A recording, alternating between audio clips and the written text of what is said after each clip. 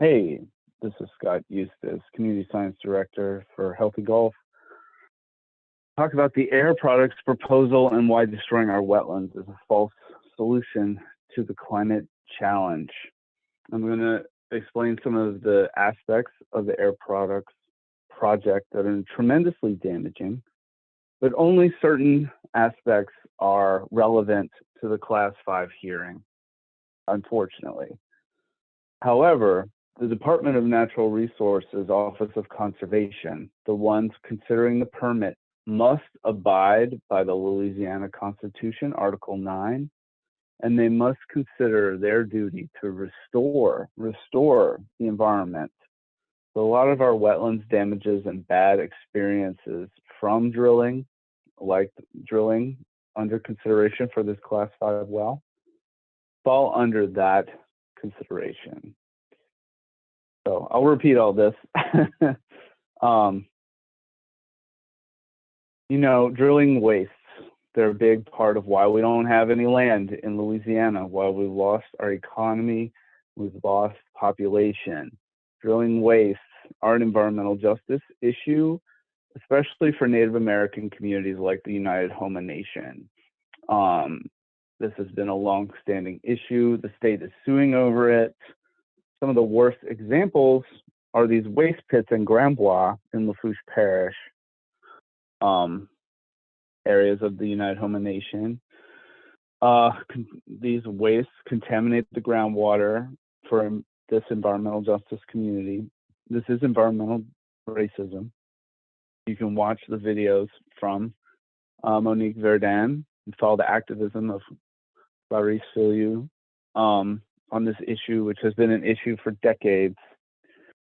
And it's an issue here with the Class 5 well, because we do not know where the waste cuttings are going to go. Where are they going to put the saltwater brines and radioactive material that come out of Lake Maurepas? Are they going to be spilled in Lake Maurepas? Are they going to be injected? Who are the contractors? The worst case is that they're just dumped on on communities like Grambois, because that's certainly a possibility. They could barge a frac tank out of Lake Maurepas, spill it along the way, spill those drilling wastes along the way, and then dump the majority in Grambois. That's totally not unheard of. That would be the cheap and easy thing to do. So before LDNR issues a permit, we need to know who are the contractors, where's the waste going, because we don't want any more of this. This is making people sick. It's contaminating their drinking water. Wetlands are an environmental justice issue. Talking about the whole scope of the project, why are we even talking about drilling in Lake Maurepas? It's a pristine area, and it's one of the areas protected from drilling to date. There's some loopholes we're going to talk about. And it's basically because it doesn't cost the companies anything to destroy the wetlands.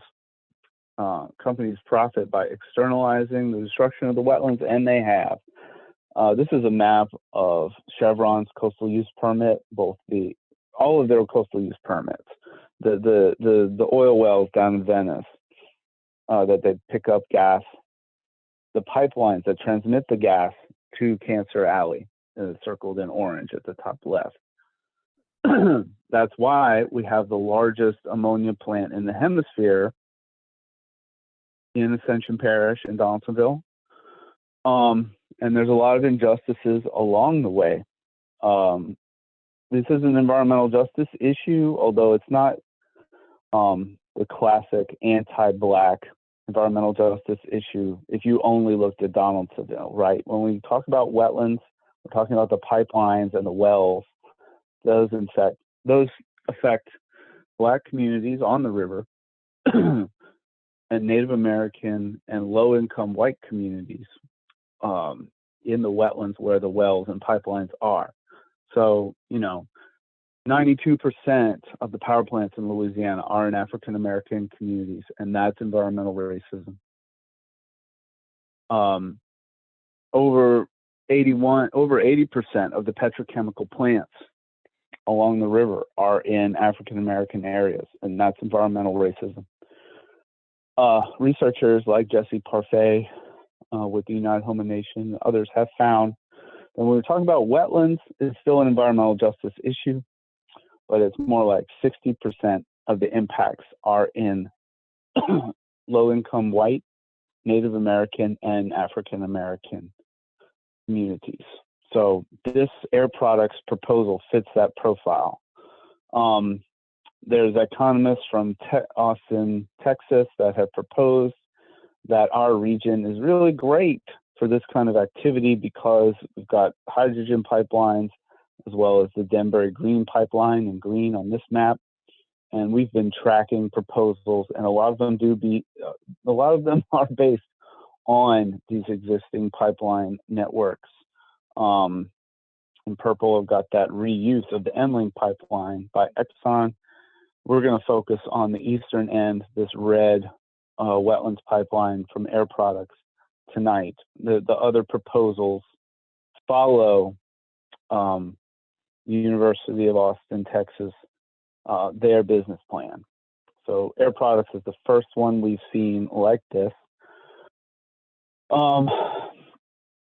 We've got a tremendous amount of air pollution upstream in Burnside from a new ammonia plant. We already have the largest ammonia plant in the hemisphere in Ascension Parish. This would be another one with a lot of NOx, smog, soot, and ammonia next to schools. We've got a pipeline that through the Blind River, scenic river, through the Maurepas restoration area that's being used as mitigation for the levee around Laplace, right?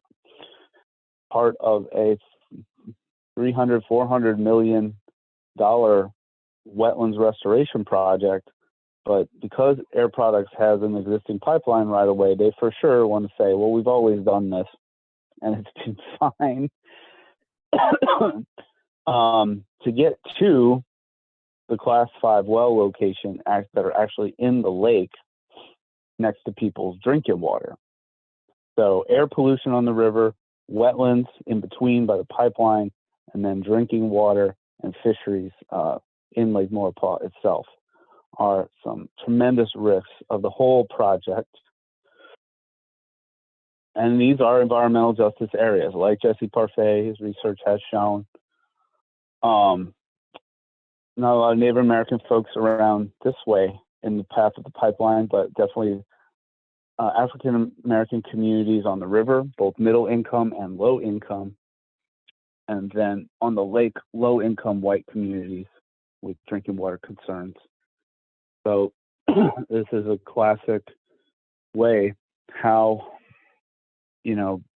people who don't have political representation are pitted against each other by these kind of projects in our wetlands.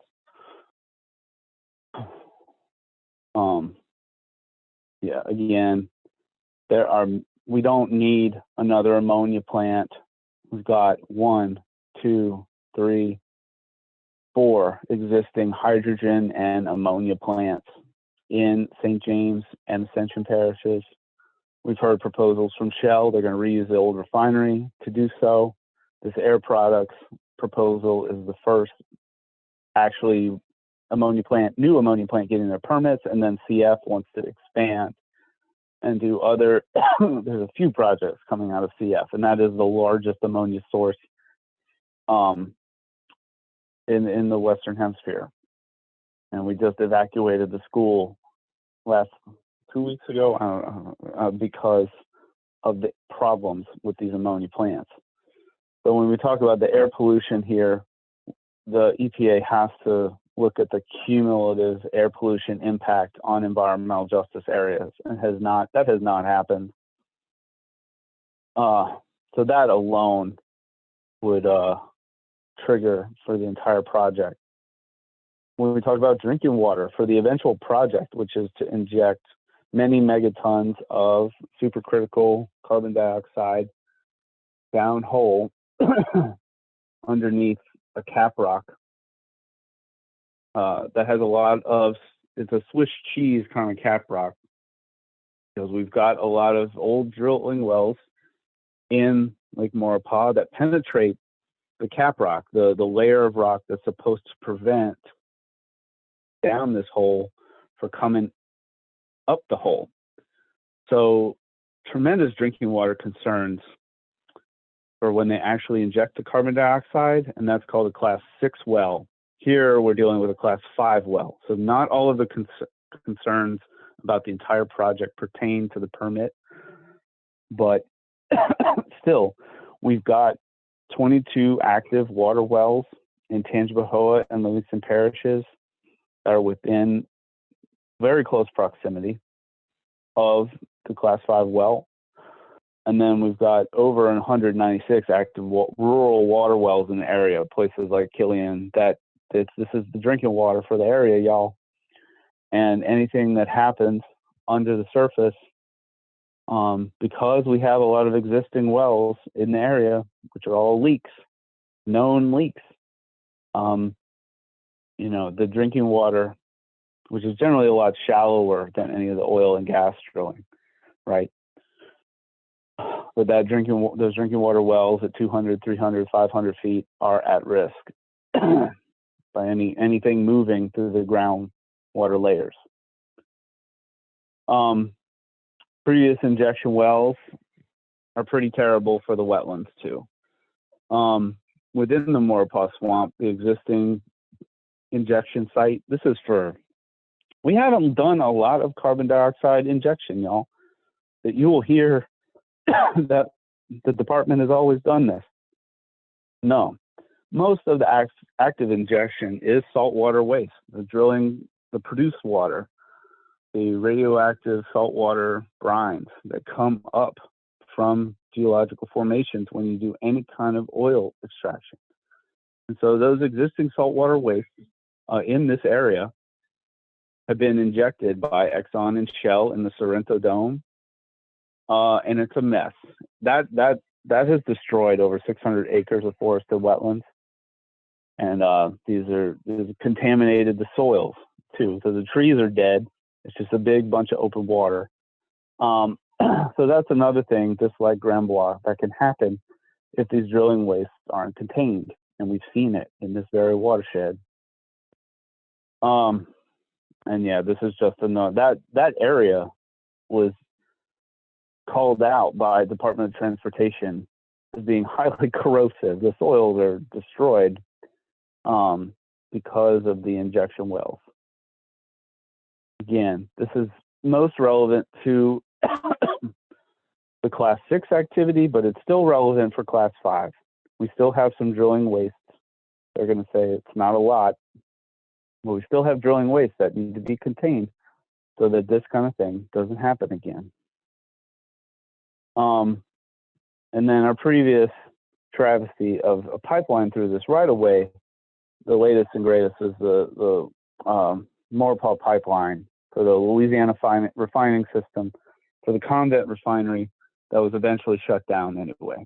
So this was a destruction of hundreds of acres of irreplaceable swamps we're trying to desperately restore with the Maurepas diversion out of Gramercy, just on the west side of the proposed levee. And, the subcontractor for this project had over 287 construction violations. These were Oklahoma boys who did not know how to build in a swamp. They buried the pipeline too shallow. And it interfered with the footprint of the Maurepas diversion. Eventually had to destroy more swamp to relower that pipeline. And the pipelines never functioned because the Shell Convent refinery was closed. So this was a big bunch of BS. We did get a lot of wetland mitigation. And it was a mess during construction. This is just kind of what it looks like when you build a road through Maurepas Swamp. This is kind of the worst case thing that can happen when Oklahoma boys build a pipeline wrong. They're basically building hills and roads in the swamp illegally. They're not working from barges, right? And these conflicts are conflicts with the mission of the wildlife management area. Also, the mitigation for this, we're running out of swamp to mitigate. So the mitigation for this previous pipeline disaster, construction disaster, was the acquisition of 8,000 acres of remaining swamps. But we don't have we don't have enough swamp to do that again. So this is the reason why this pipeline is significant. And it's also inconsistent with, there's not supposed to be industrial uses in this wildlife management area. We talked about that. Unfortunately, that's not exactly relevant. So again, talking about the class 6, you might hear, oh, Louisiana, we've done this before. We have class 6 carbon, and we've done carbon dioxide injection. We only have 51 wells out of, it's less than 1% of the 9,000 class 2 wells. These are enhanced oil recovery. There's only 3 companies and 3 oil fields across the state, and this state has a lot of wells, let me tell you. None of these activities are in the coastal zone, and all of these areas ended up economically disadvantaged. So we can't, if people say, oh, we've done this before, not really. We've never done it in a coastal zone, and it ended up badly. People are poor for this having been done. I'm almost done, sweetie. So the full scope of the project is a mess.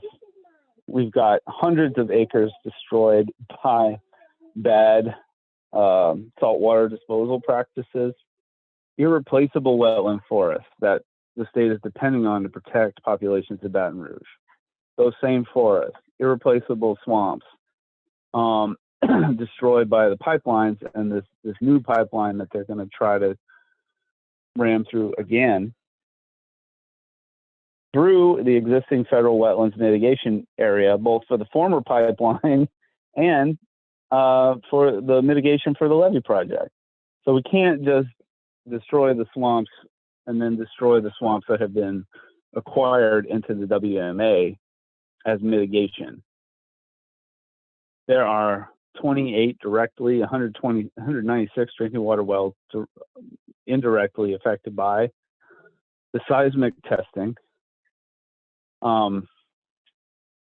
which is slightly different than the class 5. And then we have the economic harm of the water pollution to the drinking water as well as the fishery by the waste cuttings. We have inconsistency under Louisiana law of industrial uses in this wildlife management area. And we just have a lot of questions because we haven't done this kind of drilling before. Will the pressures, we've shoved carbon dioxide down the hole and gotten the oil back up, but we've never just shoved it down there. What are the impacts in regards to the seismicity? Is this going to activate the faults under Lake Maurepas? And what are the drilling, the saltwater waste going to do to the drinking water? The department must also consider that these are environmental justice areas, and they've got that way because of these activities. This has not gone well for the state. It's not in the state's interest to permit this drilling, but we have the economic activity that we have in Lake Maurepas. Because of all this mess, Air Products has been forced to consider an environmental impact statement. Companies do not want to do this, but this is the history why their wetlands permitting manager in Ponchatoula committed verbally to an environmental impact statement with the Army Corps. When I pressed them on all of these impacts, he said, we've already met with the Corps and we're going to do the EIS. Well, guess what? In an environmental impact statement, there is such thing as a no action alternative. So Louisiana Department of Conservation should wait on this class 5 until the alternatives analysis for this environmental impact statement is complete. And that's how some of our issues from the full scope of the project are pertinent to the decision on the Class 5 well tomorrow. Yeah, like I said, the full scope of the project may not apply directly to the Class 5 wells. There's still things that the department must consider because Air Products is supposedly doing an EIS for the full scope of the impacts. But other things that you might think would pertain that do not pertain is that the well proposals, well, this Class 5 well in particular is outside of the drilling ban in Lake Pontchartrain. That's Lake Pontchartrain, not Lake Maurepas. I mean, at the time, I think we all thought we were banning the whole thing and the whole Lake Pontchartrain system. I mean, but the letter of the law says Lake Pontchartrain, and it does not include Lake Maurepas, although people are kind of scrambling to pass another resolution on a drilling ban in Lake Maurepas. But we don't have that right now. The wells are outside of the Maurepas WMA footprint because they're in the water. The WMA is in the land. That's a bummer. But we still have concerns about the cuttings, the disposal of waste, and environmental justice.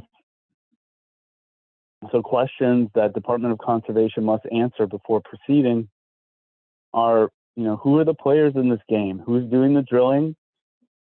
When it comes to the drilling fluids, how will they make sure they have a procedure for a remedial start if they start messing around, if they mess up the drilling and they got to do a bunch of extra waste? Are there procedures in place to make sure everything is done safely and correctly? Who's the trucking company? There's going to be frac tanks on barges in Lake Maurepas. Who is that company? Where are they going? Is that company a reliable company for handling waste on open water? Is that company a company that will dispose of this safely and not in Grambois in open pits? So until we have those questions answered, the Department of Conservation can't know if this project is in the public interest, and they can't issue the permit. So that's what must be answered.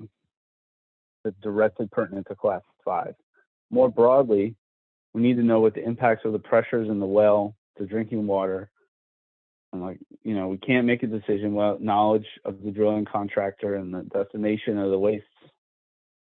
We must evaluate the impact we're going to assume there's a spill in the waste in Lake Maurepas. Let's just do it. We must evaluate the economic impact of the waste on the fishing industry. And LDNR must conduct an alternatives analysis for these wells under Article 9 of the Louisiana Constitution. That article in our Constitution demands that environment and aesthetic qualities of Louisiana be preserved and restored.